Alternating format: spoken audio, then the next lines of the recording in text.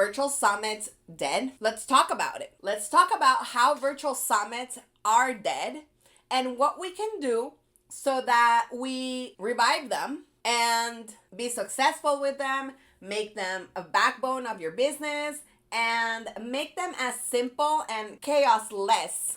No more chaos, more simple than you think they are. Hi, my name is Ana Andrea. Welcome back. If you're new here and don't know me, what I do, I support experts, coaches, membership owners, course creators, entrepreneurs that have a business online and want to create an irresistible experience for their audience and want for their audience through virtual events, automations, and funnels. Let's talk about virtual events and why they're dead right now. And what can we do to revive them and bring the glory days back? I'm an event producer, so I've been producing events in person since 2008. I've done so many events that I have some news for you. Saying virtual summits are dead it's like saying events are dead, and they're not dead, okay? Yes, it was a little bit of clickbait, whatever. I'm sorry, not sorry. Hear me out. There are virtual summits that are actually dead. You know which summits are those? The ones that are extremely general. They're super boring. They don't teach anything but fluff. They are a pitch fest. They look like 1999. Like if your landing page and your copy and your videos and your marketing online, your digital marketing looks like it was built in 1999, you can't attract the younger generations. You can't attract the millennials. I know that, yes, okay, we're over 40 already, the millennials. I'm a year and a half from being 40.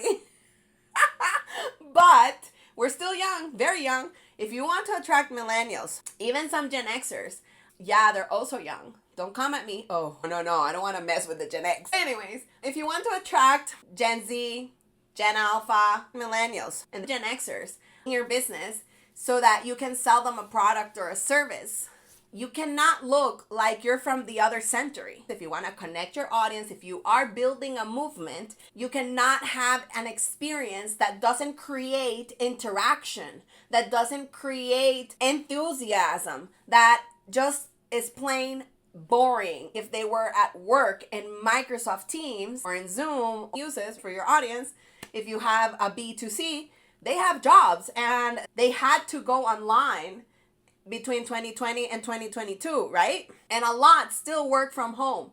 So they had to get into meetings, into virtual meetings. And if you want your virtual summit to stand out from that, to not feel like a virtual meeting, to not feel like they're at work, you have to create experiences that are based on serving your audience of like-minded people. Yup, people that think like you, people that want to learn the same thing as you, or whatever you teach, whatever you coach, it's an aligned topic. And having this approachable experience where people can come and connect, collaborate, and for the last part, learn together. So yes, they come because they want to learn, but they come more for the networking and the connection and the collaboration that it involves other human beings. They don't just come to learn.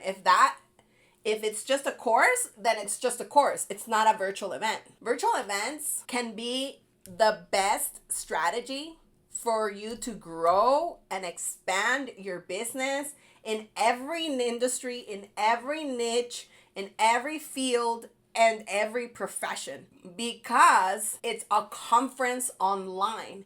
And you can see that in your business, in your place of work, or you used to work, on other companies that are doing it. You can see it in Eventbrite. You can see it in other places where people are hosting their events, because events bring the audience together and it helps them get to know you better so that they can trust you more. So guess what? So that they can buy more, so that you can sell them more. And look, it helps you build your email list. It helps you boost your business. But hear me out. If you keep doing the practices that we used to do, not used to because I've never done that type of practice, but there's a lot in the market that sucks, that is terrible, that it's boring, that doesn't really give you an outcome A virtual event has to give you an outcome, and it has to be in a period of time. And it cannot be something that you join and you feel like you've wasted your time. If your audience feels like they're wasting their time listening to you, yikes. Now, that should be buried and very dead. No. You have a goal when you create a virtual summit that is successful, that's good, that's alive. And the goal is to have people love the experience, praise the experience, learn and transform, and share. Share. That's one of the most important outcomes that you want for your event. That people talk about it nonstop and they invite their friends for the next event, because that's what people do when they like something. They recommend it. And the best marketing is word of mouth, hands down. So if you create an experience where you can bring and connect and have people get to know each other, because that's one of the worst mistakes everybody's doing when it comes to virtual summits, the ones that suck, that I've thought that I've wasted my time, that I look at the landing pages and I'm never going to sign up for that just because of how the landing page is designed. I'm picky.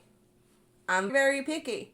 Because you can give excellence and care about people when you do a successful virtual experience, when you give people an amazing experience. And how do you do that? I'm going to keep posting more videos about creating the most irresistible summits, creating experiences that are fun, memorable, and profitable. And I'm going to be teaching you how to do this in the 2 experience challenge. So I'm having this challenge once a quarter, so you can go to 2 experience.com, and you can sign up to learn how to plan an event, a virtual event, a retreat, a summit, whatever type of event. The virtual part is only 20%, okay?